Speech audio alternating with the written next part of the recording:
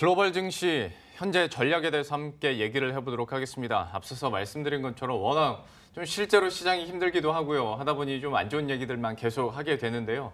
또 사람 마음이란 게 어디서든 희망을 찾고 싶은 거 아니겠습니까? 그 희망의 메시지를 또 주실 분을 오늘 모셨습니다. 키움증권 글로벌 주식팀의 유동원 이사와 함께합니다. 어서 오십시오. 안녕하십니까? 안녕하세요. 오랜만입니다. 오랜만입니다. 네네. 힘든 상황인데 네. 그래도 이사님의 머리와 입에서는 그래도 긍정의 소식들이 좀 나오지 않을까라는 기대감을 가지고 네. 이 코너 시작을 해보도록 하겠습니다. 먼저 저희가 이 시간 통해서 항상 이제 매력도나 상승 여력도 국가별로 네. 업데이트를 하고 있는데 지난 일주일 동안에 참 쉽지 않은 글로벌 증시여서 어떻게 네. 변했을지 좀 궁금하네요. 그거부터 한번 소개를 해주시죠. 네, 가장 어려울 때는 기본으로 되돌아가야 되겠죠. 예. 그러니까 그 기본이라는 것은 펀더멘탈이 지금 어떻게 변하고 있느냐가 상당히 중요할 것 같습니다. 만약에 지금이 대세 하락장이라면 당연히 팔아야 되겠죠. 예. 네, 대세 하락장이 되려면 펀더멘탈이 무너져야 됩니다. 네, 지금 현재 저희가 드릴 수 있는 말씀은 펀더멘탈이 무너지지 않고 있다라는 게 굉장히 중요한 부분이 되겠습니다. 자, 우선 선진국의 매력도를 한번 들여다보겠습니다. 자, 저희가 올해 연초부터 계속 노래를 부르고 있는 국가의 지수가 있죠. 미국의 나스닥입니다. 예. 보시면은 어저께도 그렇게 큰 폭의 하락이 없었고요. 계속적으로 버티고 있는 이유가 그만큼 펀더멘탈이 굉장히 좋다라는 것을 말씀을 드리겠고요. 지금 미국의 나스닥은 상승 여력이 31%나 나오고 있습니다. 지금 ROE가 26%가 예상이 되고 있고요. 계속적으로 상승하는 모습을 보여주고 있습니다. 또한 미국의 S&P도 22%의 상승 여력, 그리고 선진국 중에서 보시면은 싱가폴, 독일, 다우존스 지수 미국, 그리고 스톡스 유럽 전체적으로 대부분 다 15% 이상의 매력도가 나타나고 있어서 예. 지금 무너지려면 이런 숫자가 마이너스가 나와야 되는데 지금 이렇게 상승 여력이 높다는 것은 특히 선진국 전체의 상승 여력이 나스닥을 포함해서 20% 이상이라는 것은 펀더멘탈이 전혀 문제가 없다. 결론적으로 이 상반기 실적이 발표되는 시기가 되면 또 다시 한번 상승할 수 있는 그런 모습을 보여줄 거라고 예상을 하고 있습니다. 예. 자, 근데 이제 문제는 신흥국인데요. 신흥국도 만약에 숫자가 무너졌다. 그러면 걱정스럽습니다. 물론 무너진 국가들이 있기는 합니다. 예를 들어서 보시면 이제 브라질, 인도 같은 경우에는 이제 마이너스 숫자가 나오기 시작했죠. 그리고 멕시코, 남아공, 등등 보면 숫자가 많이 떨어졌습니다. 예. 근데 중요한 거는 핵심이 어디였냐? 무역 전쟁이 일어나고 있는 중국이지 않습니까? 그렇죠? 네. 근데 중국 숫자는 무너지지가 않고 있어요. 중국 숫자는 계속적으로 보시면 다 10%대 중반 이상이 나오고 있고요. 특히 HSCI는 20% 이상이 나오고 있습니다. 그다음에 지금 무너지고 있는 한국, 펀더멘탈 숫자로 놓고 보면 상승률이 굉장히 높게 나오고 있다는 것입니다. 그래서 다시 말씀을 드리지만 지금 양면성이 있고 신흥국 시장이 흔들리고 있는 것은 사실이지만 결국 펀더멘탈이 무너지지 않고 있다는 것은 대세 하락장이 시작됐다는 것이 아니기 때문에 예. 이럴 때는 항상 제가 드리는 말씀이 있죠. 위기는 기회다. 계속 말씀을 드립니다. 그래서 너무 변동성에 급급해서 샀다 팔았다 하는 전략보다는 예. 이렇게 흔들릴 때 어떤 것이 펀더멘탈 대비해서 너무 많이 빠졌느냐를 들여다보시는 게 중요할 것 같습니다. 보다 보니까 뜬금없이 드는 그냥 개인적인 의문인데요. 네.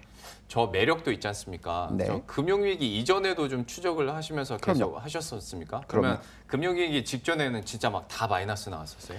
그럼요. 제가 2008년도에 그러니까 금융위기 직전에. 그렇죠. 2008년도에 터지기 전에 예. 보시면 제가 2007년 12월 달에 숫자를 돌렸을 때 대부분의 마이너스 30%가 나왔습니다. 아, 그래요. 예, 그렇기 알겠습니다. 때문에 저희가 최후의 비관론자라는 얘기를 들었었고요. 아. 그때는 펀더멘탈 대비해서 너무 많이 올랐고 예. 유동성이 너무나 시장을 거품 현상을 만들었다는 말씀드리겠습니다. 예, 제가 저 지표를 절대 의심해서 네. 이제 질문한 건 아니고요. 아직도 이렇게 상승 여력이 많이 있다라는 부분을 강조를 해주셨는데, 그런데 이제 많은 보시는 분들은 그 브라질, 인도가 마이너스로 전하는 거에 대해서 여기가 이렇게 마이너스가 되고 나서 이 마이너스가 점점 국가별로 더 늘어나는 거 아니냐라는 걱정들을 해요. 하다 네. 보니 신흥국에 대한 자금 유출 당연히 계속 얘기를 하고 있고 저희 코너에 출연하는 출연자들마다 제가 똑같은 공통의 질문을 드리고 있는 부분이거든요. 네.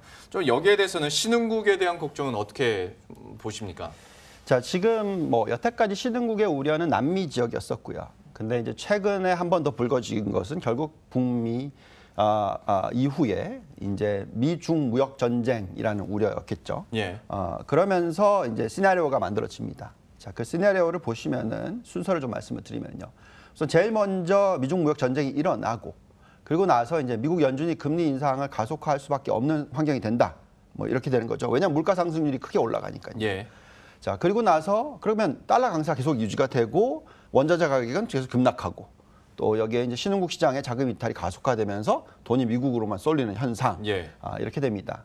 자, 근데 중요한 것은 여기서 보면은 금리 인상이 가속화돼야 되는데 그게 지금 안 되고 있어요. 사실 다들 될 거라고 예상하지만 네. 장기 금리는 안 올라갑니다.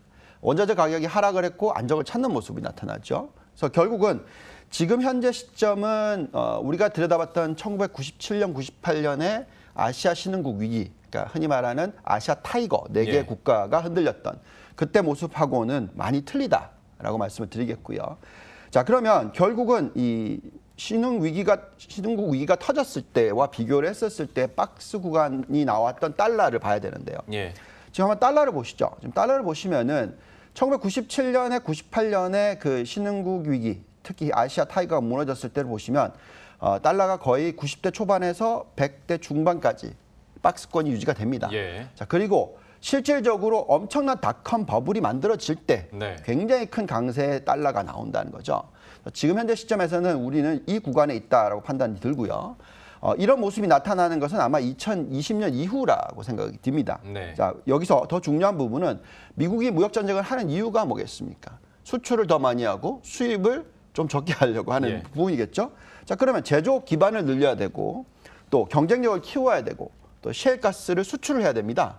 자, 이런데 달러가 강세를 가버리면 안 되죠. 네. 그렇기 때문에 제가 볼 땐 트럼프 정권이나 지금 현재 미국은 달러 강세를 원하지 않습니다. 예. 그래서 이런 모습을 생각하면 제가 볼 때는 신흥국 시장의 위기는 일시적일 뿐이다라고 말씀을 드리겠고요. 또한 그러면 무역전쟁 위기의 가장 중심에 있는 중국은 어떠냐? 지금 보시면 환율이 사실상 굉장히 많이 절상을 했습니다. 이게 이제 미국이 바라는 모습이었거든요. 네. 근데 요즘에 신흥국 시장 위기가 불거지니까 다시 또 절하가 되는 모습이죠. 예. 어제 되니까 6.5까지 올랐습니다. 자, 이렇게 되면은 사실 중국의 입장에서 수출을 더 잘할 수 있죠. 그렇죠. 그렇죠? 예. 그렇기 때문에 이것 또한 미국이 원하는 것이 아니다는 것이죠. 예. 그래서 결국은 이번에 신흥국 흔들기는 사실상 남미 지역에서 끝날 확률이 훨씬 높다라고 예. 판단하고 있고요.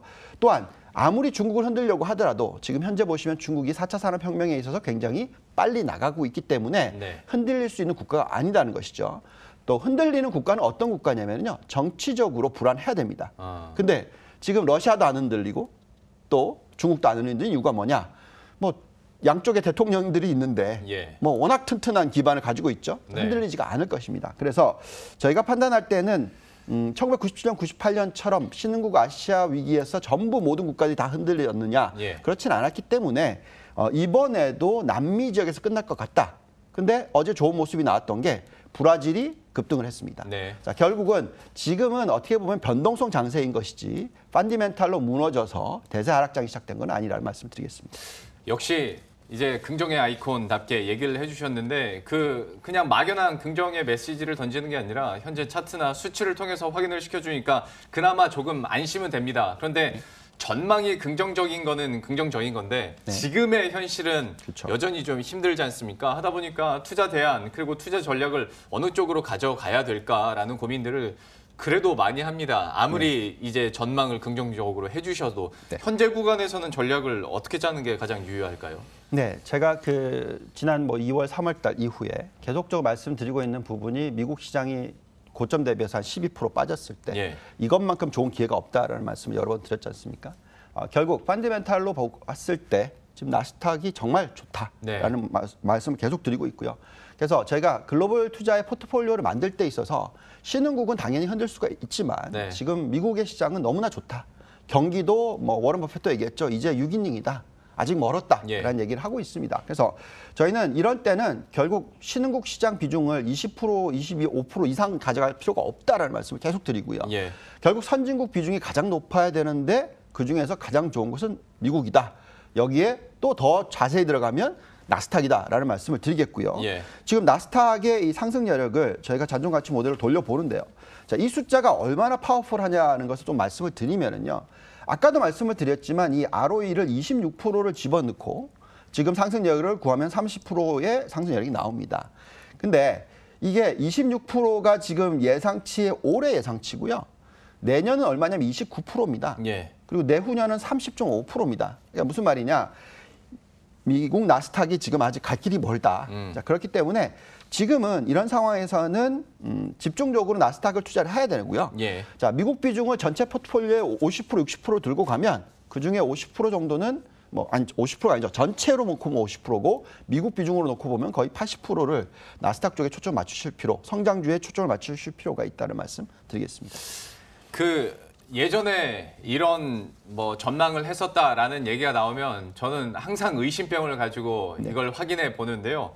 그때 당시에는 실제로 이제 포트 변동 비중까지 변동시키면서 강조를 해 주셨었고 제가 그때 여러분들에게 더 강조를 드렸어야 되는데 그게 못내 좀 아쉬운 것 같습니다. 나스닥에 대한 상승 여력은 이전부터 계속 얘기를 해주셨고 저희가 굿모닝 마켓워치 또 이슈 체크를 통해서도 나스닥은 계속 버티고 있다라는 얘기도 어제 해드렸었는데요. 다만 이제 지금 미국의 금리 인상 기조랄지 그리고 나스닥이 언제까지 버텨줄지에 대한 나스닥에만 올인을 할 수도 없는 노릇이기도 하고요. 하다 보니 좀 전략 어느 정도 균형을 갖춰야 될 것 같은데 마지막으로 좀 마무리를 해주시겠어요? 네. 자, 만약에 미국의 금리 인상이 굉장히 빨라지면 실질적으로 나스닥도 무너집니다. 그리고 아까 잔존가치 모델상의 상승 여력도 금리가 높아지면 그 상승 여력이 낮아지겠죠. 예. 근데 저희가 판단하기에는 이번에 보시면은 중국이 슬쩍 QE 같은 걸 하죠. 그러니까 결국은 이 금리 인상 속도가 빨라질 수가 없습니다. 네. 이번 흔들기가 나타나면 결국 유동성은 아주 풍부하다는 것이죠. 예. 2008년 같은 위기가 터지려면은요, 리먼 브라더스 같은 회사가 망가져야 되고 회사가 무너지면서 유동성이 확 죽어버려야 됩니다. 예. 그런 현상이 안 나오고 있기 때문에 저희가 생각할 때는 많이 빠진 것도 다시 되돌아올 수 있다라는 생각을 가지셔야 될 것 같고요. 가장 중요한 것은 결국은 이 ROE 예상치를 놓고 봤었을 때 지금 선진국의 ROE는 굉장히 좋습니다. 그리고 내년도에도 올해 대비해서 더 많이 올라가는 현상이 나올 것이다라는 게 지금 전망치이기 때문에 예. 저희는 지금 신흥국에 있어서는 조금 유보를 하시고 네. 계속적으로 선진국 쪽에 초점, 미국 전체의 세계 지수 그리고 그 이외의 유럽 쪽 또한 일본까지도 포함을 시켜서 들여다보셔야 될 것 같습니다. 알겠습니다. 선진국 증시에 대한 앞으로의 상승 여력, 그 전망치까지 함께 해봤고요. 글로벌 증시 또 급변하고 있기 때문에 다음 주에도 다시 한번 이런 자료들 업데이트 시켜드리도록 하죠. 지금까지 키움증권 글로벌 주식팀의 유동원 이사와 함께했습니다. 고맙습니다. 감사합니다.